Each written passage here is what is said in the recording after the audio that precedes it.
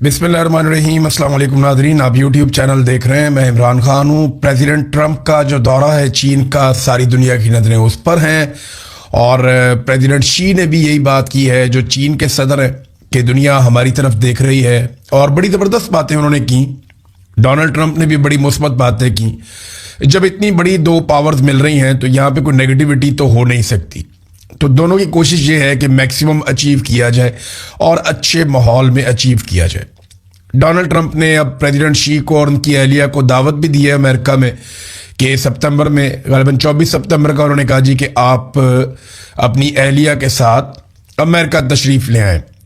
तो यहाँ पे कुछ चीज़ें जो इंपॉर्टेंट हैं मैं आपके साथ शेयर कर देता हूँ। तो इस्तकबाल बड़ा ज़बरदस्त हुआ डोनाल्ड ट्रंप का। वहाँ पे सदर तो नहीं थे चीन के, लेकिन अवामी सतह पे बहुत सारे लोग चाइना में सड़कों पे निकले, वो डोनाल्ड ट्रंप को देखना चाह रहे थे। दूसरा, मैंने एक और चीज़ देखी कि वहाँ सड़कों पे गाड़ियाँ चल रही थी, यानी अगर एक लाइन में प्रेसिडेंट ट्रंप को लेकर जा रहे हैं तो दूसरी लाइन चाइना में चल रही है। पाकिस्तान में नायब सदर आ गया था अमेरिका का, तो हमने पूरा पाकिस्तान ही बंद कर दिया था, बल्कि हमने 2 हफ्ते तक कर्फ्यू लगा कर रखा रावलपिंडी और इस्लामाबाद में कि शायद कोई अमरीकी ओहदेदार आ जाए। सदर भी नहीं आ रहा था, नायब सदर भी नहीं आ रहा था, लेकिन हमारा कर्फ्यू खत्म नहीं हो रहा था। तो बहुत फर्क है पाकिस्तान की डीलिंग में और चाइना की डीलिंग में। चाइना आज एक बहुत ताकतवर मुल्क है। उनके सदर ने डोनाल्ड ट्रंप को सामने बिठाकर कहा कि अमेरिका और चीन के दो तरफा ताल्लुकात इंतहाई अहम हैं। डोनाल्ड ट्रंप के दौरे चीन को तारीखी करार दिया उन्होंने, और उन्होंने कहा कि चीन और अमेरिका दोनों एक साथ चल सकते हैं।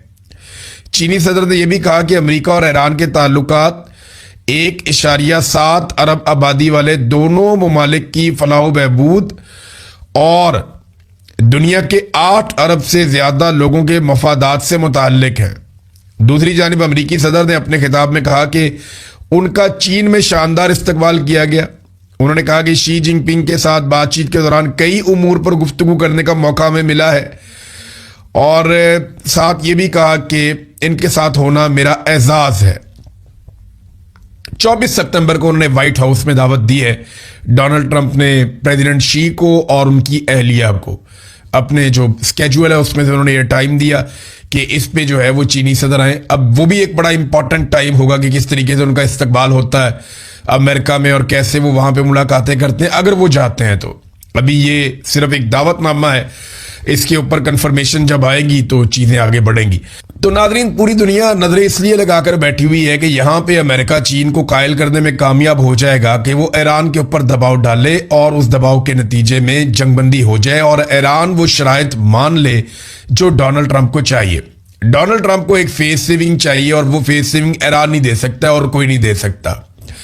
ईरान को कम से कम डोनाल्ड ट्रंप को एक लीडर के तौर पे तस्लीम करना पड़ेगा। कुछ चीजें यानी यूरेनियम के मामलात में अमरीकी मफादात के करीब जाना पड़ेगा। आबनाए हुर्मुज़ को गैर मशरूत तौर पे खोलना पड़ेगा। इससे डोनाल्ड ट्रंप और अमरीकी फौजें इस खित्ते से निकलते हुए वो ये नारा लगाएंगे कि हमने कामयाबी हासिल कर ली। हालांकि दूसरी तरफ जो मुखालिफिन है वो ये भी कहेंगे कि ना रजीम तब्दील हुआ ईरान के अंदर, ना उनकी एटमी सलाहियत कम हुई ईरान के अंदर, ना उनके जो है वो मिसाइल सलाहियत जो है वो इफेक्ट हुई ईरान के अंदर। तो दूसरी तरफ ये बातें भी लोग करेंगे। अब अमेरिका के अंदर लगातार ये नुक्ता उठाया जा रहा है कि ईरान चंद हफ्ते दूर है एटमी तजर्बा करने से। देखें ना, पिछले साल डोनाल्ड ट्रंप ने जून में ये कहा था। अब मुहासबा तो इस बात पे भी होगा अमेरिका में कि आपने पिछले साल जून में कहा था कि हमने ऑपरेशन कर दिया है और अब ईरान कभी भी एटमी कुव्वत नहीं बन पाएगा। और इस साल अब आप दोबारा कह रहे हैं कि चंद हफ्ते दूर था, आपने फिर लड़ाई लड़ ली। तो 40 दिन की लड़ाई लड़ने के बाद आपने कहा कि ईरान अब कभी भी एटमी कुव्वत नहीं बन पाएगा। अब दोबारा से आप टेबल के ऊपर बैठ के ईरान के साथ तय करना चाहते हैं कि वो एटमी कुव्वत ना बने। तो फिर आपको फौज इस्तेमाल करने का, इतने हथियार फूंक देने का, अरबों डॉलर जाया कर देने का क्या फायदा हुआ? ये सवाल तो डोनाल्ड ट्रंप से पूछा जाएगा, बार बार पूछा जाएगा। नाजरीन, अब एक और खबर है मेरे पास। अब ये खबर पाकिस्तान में, क्योंकि अभी डेवलपमेंट्स आ रही हैं बैनुल-अक़वामी सतह पे, जो डेवलपमेंट्स आएंगी ईरान का रद्द अमल, फिर बैकडोर चैनल क्या बातचीत होती है, खबरें निकलेंगी, मैं आपके साथ शेयर करूंगा। लेकिन पाकिस्तान के अंदर से ये जो खबर है, ये हिला देने वाली खबर है और हैरान कर देने वाली खबर है। सारे रिकॉर्ड टूट गए। पाकिस्तान पर कर्जे 97,360 अरब रुपए तक पहुंच गए हैं। 97,360 अरब रुपए, यह लगभग 1 लाख अरब होने वाला है जो पाकिस्तानियों ने अब देना है दुनिया का। ये कर्जे उतारते उतारते हमारी कमर दूरी हो जाएगी। और ये कर्जे लिए किसने हैं, ये डाटा अब मैं आपके सामने रखता हूं।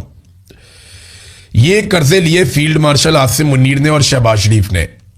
और ये कर्जे लेने की वजह यह है कि इनसे मुल्क नहीं चल रहा।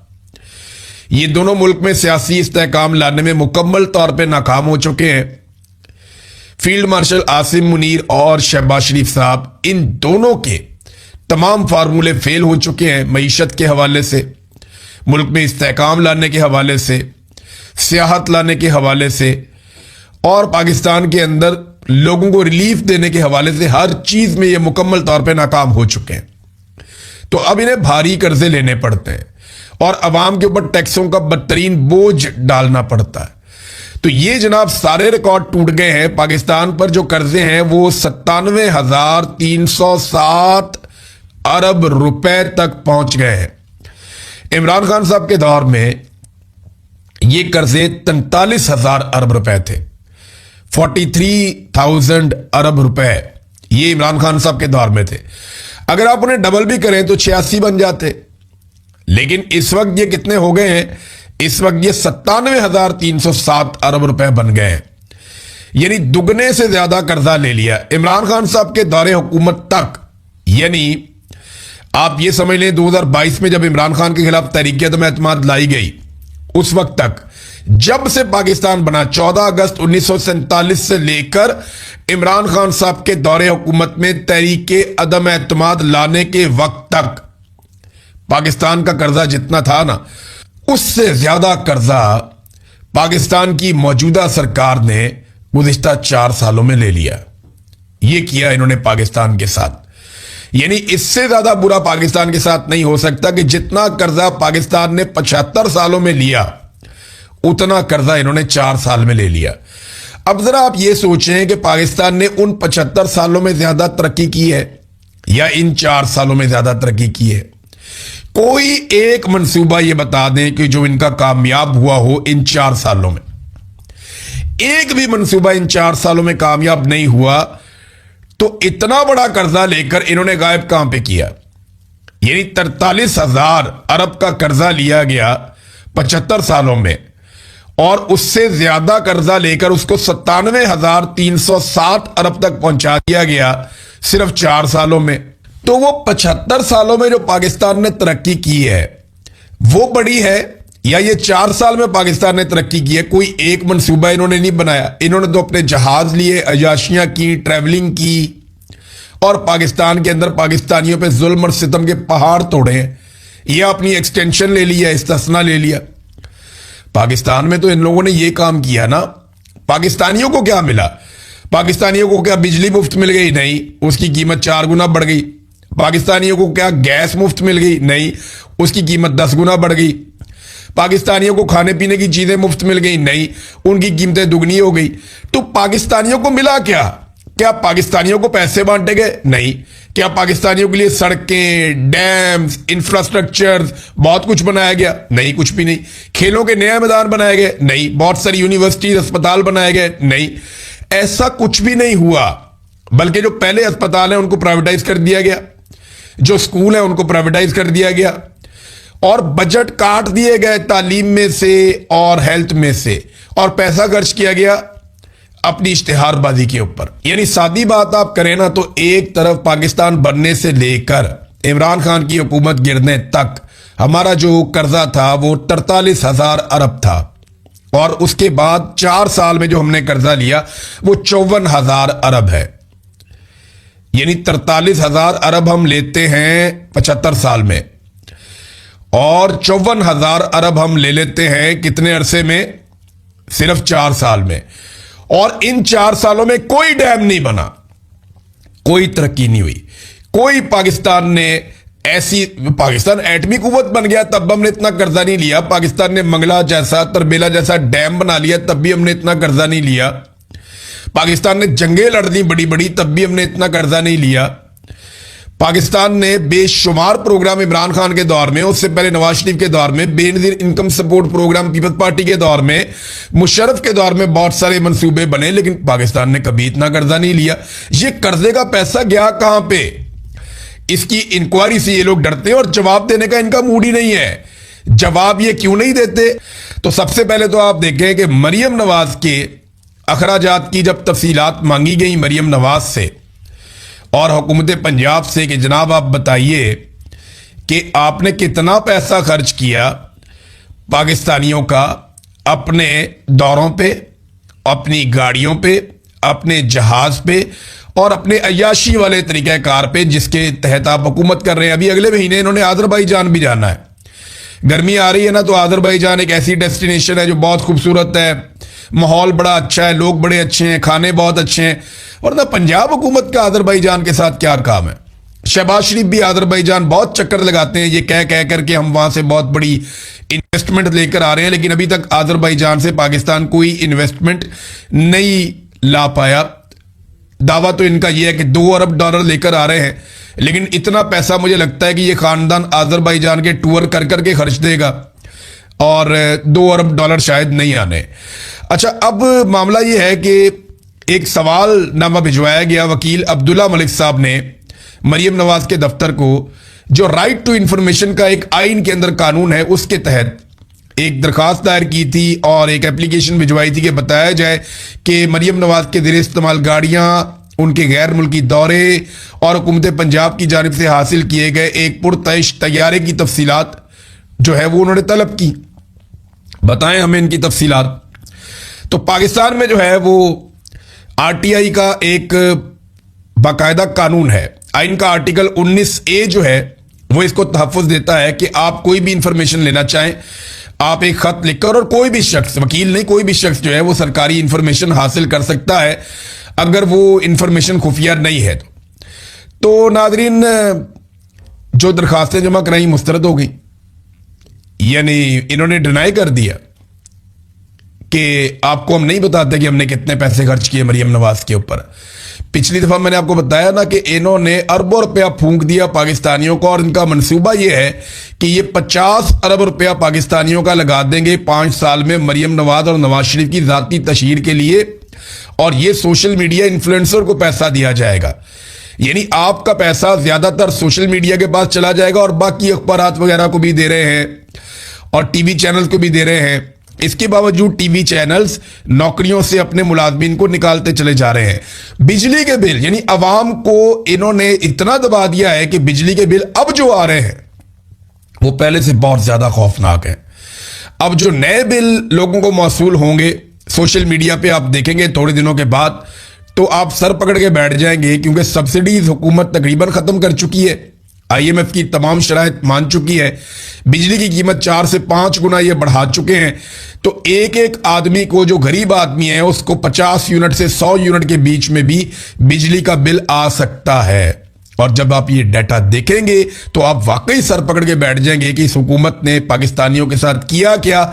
लोग सोलर लगाएंगे और हुकूमत के साथ लड़ेंगे, और हो सकता है कि लोग अपने बिजली के मीटर ही कटवा दें कि जनाब हमसे ये बिल नहीं दिया जाता। मुझे याद है शेख रशीद ने एक दौर में ये बात की थी कि जो IPPs के मुआहदे नवाज शरीफ और शहबाज शरीफ कर रहे हैं ये इतने खौफनाक हैं कि एक वक्त आएगा कि लोग अपने मीटर कटवा लेंगे और लोग कहेंगे कि हम बिजली के बगैर रहना चाहते हैं, हम इतनी महंगी बिजली इस्तेमाल ही नहीं कर सकते।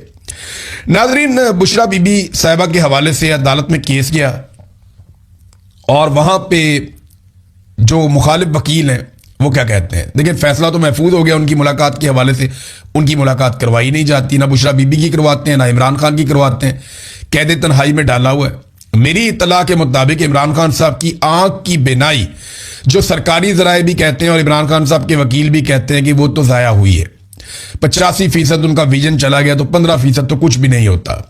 लेकिन फिजिकली इमरान खान साहब फिट हैं, मजबूत हैं। ये मुझे मेरे सोर्स ने इंफॉर्मेशन, बड़े अरसे के बाद मुझे इंफॉर्मेशन मिली है कि इमरान खान साहब फिजिकली वो मजबूत हैं उनका आज़म बहुत मजबूत है और वो बड़े तगड़े हैं, लेकिन उनकी आंख की बिनाई जो है वो एक बहुत बड़ा मसला बन गई है। दूसरी जानिब जो बुशरा बीबी हैं, उनकी हालत खराब है, वो काफ़ी बीमार हैं, उनको मल्टीपल बीमारियां हैं, ख़ासतौर पे उनकी आंख का भी इलाज चल रहा है। तो अदालत के अंदर जो वकील है ना बुशरा बीबी के खिलाफ, जो अदालत में आया, एडवोकेट जनरल इस्लामाबाद, उसने इस्लामाबाद हाई कोर्ट को बताया कि मुल्क नाजुक सूरत से गुजर रहा है। और ये नाजुक सूरत से कैसे गुजर रहा है? उन्होंने ये बताया कि जब बुशरा बीबी की बहन, जिनका नाम मरियम वट्टू है, ये जब मुलाकात होती है ना, तो ये फैमिली उनको बता देती है कि मुलाकात में क्या बातें हुई, और वो बाहर से बैठकर ट्वीट कर देती हैं और कहानी कहां से कहां पहुंच जाती है। तो मुल्क जो है ना वो नाजुक सूरत से गुजर रहा है। यार ये किस तरह का मुल्क है जो एक कैदी खातून, जो साबिक खातून अव्वल है, उसकी जेल के अंदर जो हालत है, उसकी खबर बाहर आ जाने के ऊपर, या एक मरियम वट्टू नामी एक खातून है, वो बाहर से बैठकर अगर एक ट्वीट कर देती हैं अपनी बहन की हालत के ऊपर, तो इससे मुल्क के हालात खराब हो जाते हैं। यानी मुल्क नाजुक, ये जब से पाकिस्तान बना है ना, ये जर्नैलों ने और उनके टाउटों ने हमें एक ही कहानी सुनाई है कि मुल्क नाजुक दौर से गुजर रहा है, मुल्क खतरनाक मोड़ से गुजर रहा है। हमारा तो ना वो नाजुक दौर खत्म होता है, ना वो हमारा जो है हसास मोड़ खत्म होता है। हम तो वहीं पे खड़े हैं जहां से हमने सफर शुरू किया था। पाकिस्तान को इन्होंने एक कदम आगे नहीं बढ़ने दिया, और आज हम पे 97,000 अरब का इन्होंने कर्जा भी चढ़ा दिया। इमरान खान साहब के हवाले से पाकिस्तान तहरीक इंसाफ ने एक स्टेटमेंट दिया, वो जाते जाते मैं स्टेटमेंट आपके सामने रख देता हूं। लेकिन नदीम अफजल चंद ने एक बात की, उन्होंने कहा जी जब भी कभी आईनी तरमीम की बात चलती है, नैब सरगर्म हो जाता है। तो चंद साहब ने वो बात कर दी जो पाकिस्तान तहरीक इंसाफ भी नहीं कर सकी। पीपल्स पार्टी को ना ब्रूट मेजॉरिटी का मतलब अब पता चलेगा। बिलावल ने एक मीटिंग ली है, वहां पे बड़ा कॉन्फिडेंस शो करने की कोशिश की है, लेकिन बात बनेगी नहीं। अब बजट भी पास करवाना पड़ेगा पीपल्स पार्टी को, और 28वीं आईनी तरमीम भी पीपल्स पार्टी को पास करवानी पड़ेगी। इनका नसीब ही है कि ये जूते पॉलिश करेंगे। अगर बिलावल ने कभी फ्यूचर में वजीर आजम बनना है तो और अच्छे जूते पॉलिश करना उनको सीखना पड़ेगा, उसके अलावा उनके पास रास्ता कोई नहीं है। पाकिस्तान तहरीक इंसाफ ने स्टेटमेंट दिया कि इमरान खान ने अपनी हालिया मुलाकात में नहायत तशवीशनाक इंकशाफात किए थे। जब ये सलमान सफदर गए थे, उनकी आंख की बिनाई में कोई बेहतरी नहीं आ रही, तकरीबन 85% बिनाई मुतासिर हो चुकी है। कई बार अस्पताल मुंतकिल किए जाने के बावजूद इलाज में कोई पेशरफ सामने नहीं आई। इमरान खान ने अपनी